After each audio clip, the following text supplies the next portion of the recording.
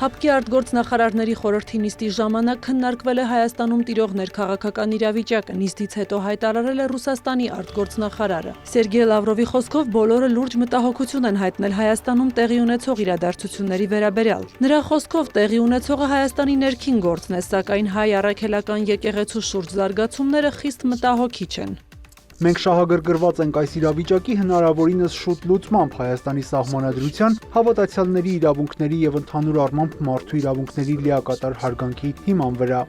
Արտգործնախարարների խորհրդի նիստի ընթացքում քննարկվել են նաև Հայաստանի հարաբերությունները ՀԱՊԿ-ի հետ։ Լավրովի խոսքով դաշինքի անդամ երկրները Հայաստանը համարում են կառույցի լիիրավ անդամ եւ ի գիտություն են ընդունել, որ Հայաստանի արտաքին գործերի նախարարը կրկին հրաժարվել է մասնակցել կազմակերպության հերթական միջոցառմանը։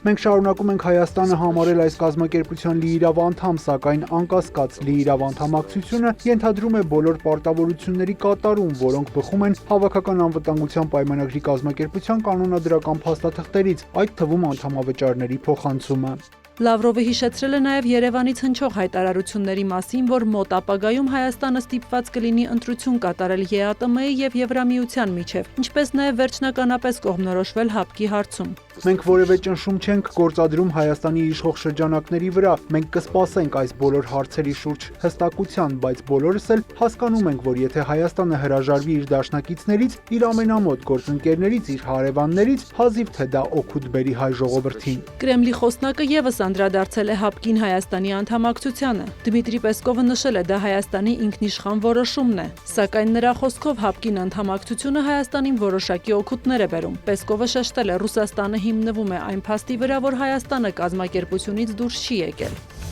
Ադրբեջանի եւ Ռուսաստանի հարաբերությունները նորից լարվել են։ Հունիսի 28-ին Ռուսաստանի անվտանգության դաշնային ծառայությունը Եկատերինբուրգում հատուկ գործողություն էր իրականացրել, որի ընթացքում երկու ադրբեջանցի սպանվել էր, մի քանիսը ձերբակալվել։ Զոհերը կասկածվում էին 2001 թվականին տեղի ունեցած սպանությանն առնչություններ ունենալու մեջ։ Ի նշան բողոքի Ադրբեջանից հայտարարել են, որ Միլի Մեջլիսի առաջին փոխնախագահ Ալի Ախմեդովի գլխավորած խորհրդարանական պատվիրակությունը չի մասնակցի Մոսկվայում կայանալիք միջխորհրդարանական համագործակցության հանձնաժողովի 23-րդ նիստին։ Այցի չեղարկման պատճառն այն ցուցադրական դիտավորյալ սպանությունները եւ ազգային հողի վրա բռնության ակտերն են, որոնք Ռուսաստանի իրավապահ մարմիններն իրականացրել են ադրբեջանցիների դեմ Եկատերինբուրգում առանց դատի եւ քննության, ինչպես նաեւ վերջին շրջանում նման դեպքերի համակարգային բնույթը, հայտնում են Միլի Մեջլիսից։ Ադրբեջանի արտգործնախարարությունը բողոքի նոտա է փոխանցել Բաքվում Ռուսաստանի ժամանակավոր հավատարմատար Պյոտր Վոլոկովիխին։ Ադրբեջանական լրատվամիջոցների փոխանցմամբ երկրում չեղարկվել են նաև պետական ու մասնավոր ձևաչափերով համաձայնեցված ռուսական միջոցառումները։ Այս ամենի ֆոնին Ռուսաստանի մի շարք շրջաններում նոր զանգվածային ռեյդեր են անցկացվել անօրինական միգրանտների բացահայտման համար։ Բերման ենթարկվածների մեջ կան նաև ադրբեջանի քաղաքացիներ։ Ադրբեջանական կողմը տեղի ունեցածը համարում է կանխամտածված, այն որակելով ադրբեջանցիների հերթական թիրախավորում։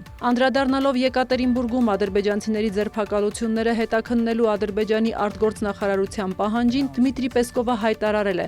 իրավապահ մարմինների գործողությունները չպետք է առիթ հանդիսանան դիվանագիտական դեմարշների համար։ Երկու երկրների միջև լարվածության ֆոնին տեղեկություններ են տարածվել, որ Ադրբեջանի իրավապահ մարմինները գործողություն են իրականացրել Սպուտնիկ Ադրբեջան լրատվական գործակալության գրասենյակում։ Փետրվարին Ադրբեջանի արտաքին գործերի նախարարությունը հայտարարել էր Սպուտնիկի գործունեությունը հանրապետությունում դադարեցնելու մասին։ Ադրբեջանի արտգործնախարարությունից հայտնել էին, որ ռուսական ընկերությունը կարողացել էր հավատարմագրում ստանալ միայն մեկ թղթակցի համար։ Այնուամենայնիվ գործակալությունը եւ դրա կայքը շարունակում են գործել Ադրբեջանում։ Իր հերթին Ռուսաստանի արտգործնախարարության խոսնակը հայտնել է, որ ռուս դիվանագետները չեն կարողանում կապ հաստատել Ռուսաստանի քաղաքացի լրագրողների հետ։ Ըստ Մարիա Զախարովայի, ադրբեջանական կողմն առանց որևէ պատճառաբանության Ռուսաստանի դիվանագետներին թույլ չի տալիս հանդիպել նրանց։ Ռուսական կողմը լրագրողների հետ կապված դիմել է Ադրբեջանի արտգործնախարարություն եւ ուժային կառույցներ, սակայն դեռևս պատասխան չի ստացվել։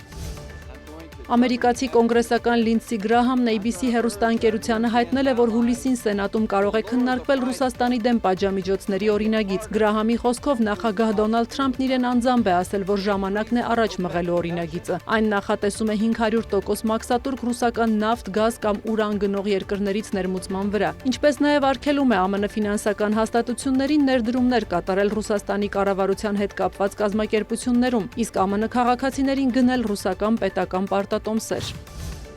ԱՄՆ-ն պետք է բացառի Իրանի դեմ հետագա ցանկացած հարված, եթե ցանկանում է վերսկսել դիվանագիտական ջանքերը, հայտարարել է Իրանի արտաքին գործերի փոխնախարար Մաջիդ Թախտ Ռավանչին։ BBC-ի հետ զրույցում փոխնախարարը նշել է, որ ԱՄՆ վարչակազմը միջնորդների միջոցով Թեհրանին հայտնել է բանակցությունների սեղանի շուրջ վերադառնալու ցանկության մասին, սակայն չի հստակեցրել իր դիրքորոշումը հետագա հարձակումների վերաբերյալ։ Իր հերթին Իրանի արտգործնախարարության խոսնակ Էսմայիլ Բաղային հայտարարել է, Թեհրանը տարբեր մակարդակներում մշտական կապ է պահպանում եվրոպական երկրների հետ եւ մտադիր է շարունակել բանակցությունները Մեծ Բրիտանիայի, Ֆրանսիայի եւ Գերմանիայի հետ, սակայն խորհրդակցությունների հաջորդ փուլի ժամկետները դեռ հստակ չեն։ Այս համատեքստում նա հիշեցրել է Իրանի եւ Ֆրանսիայի նախագահների միջև հունիսի 29-ին տեղի ունեցած հեռախոսազրույցի մասին։ Զրույցից հետո Էմանուել Մակրոնը գրել է, որ Մասուդ Փեզեշքյանին կոչ է արել հարգել հրադադարը, վերադառնալ բանակցությունների սեղանի շուրջ, հասցեագրելու բալիստիկ եւ միջուկային ծրագրերի հետ կապված հարցերը։ Մակրոնը նաեւ ընդգծել է Իրանում ատոմային էներգիայի միջազգային գործակալության առաքելության վերսկսման անհրաժեշտությունը։